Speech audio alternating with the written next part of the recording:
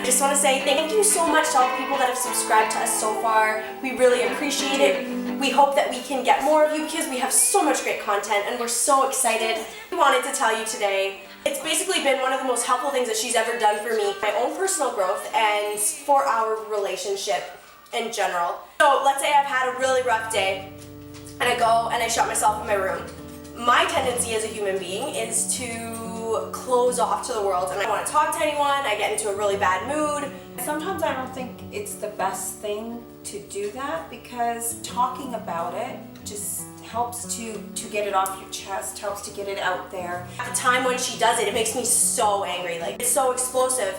But when I was younger, I always wanted my mother to be the mom, like in the movies, who would just leave the room. When I say leave, I want her to get out and not come back. And I know it sounds horrible, but in that moment when you're so angry and just want to be left alone. That's the truth, that's reality. Yeah, she always comes back, she knocks my door and she gets... I'm afraid to. God bless you for like taking the chance to come into my room. I know I'm not like that in real life, and for those of you that know me, when I'm out in the world, I'm very like put together and I'm calm. When I come home, yeah, but everybody has their place where they can just be totally like, you know, themselves and let go, and just can't leave you in there and not know what's going through your mind. And I want to push too hard, but I want to just try to help. Yeah, and even though it's made me really furious, and I think that's the best thing you could ever do because that's what gets me talking. It eventually gets it out of my system, and I think secretly when people shut themselves down, they want someone to pry it out of you. They want somebody to no matter keep asking you. And I have to say that's something that I learned from my mom. Oh, really? Yeah, you didn't even know that. I didn't know that. I thought Nana like would have left you alone. No, she always, even my dad. There's one story that I have about my dad. It was a Sunday afternoon. I was raised in a very traditional Italian home. Pasta was on the table at 12:30, 1 o'clock. Everybody had to eat together, and I still try to do that today. Yeah. I want the family together. It's a big thing for me because it was for my parents. At a particular day, I was in my room, I was going through something difficult. I was on my bed crying, and my dad came into the room, said, "Adria, what's the matter? It's time to eat. Let's go." And he picked me up off the bed. My dad never did things like that. Oh. And just threw me over his shoulder. And he was big, like and he was tall. Guy. Yeah. And he walked me out to the kitchen and sat me down in my chair.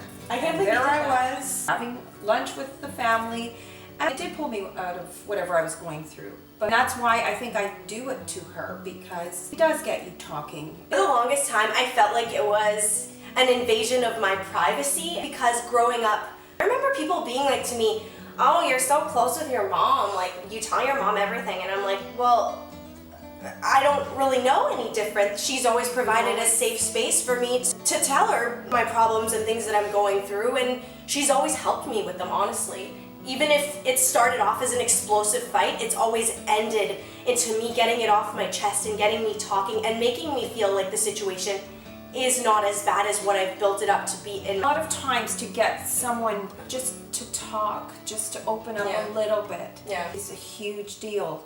I just felt that if I didn't open that door and follow her into the room, that it was like I didn't care.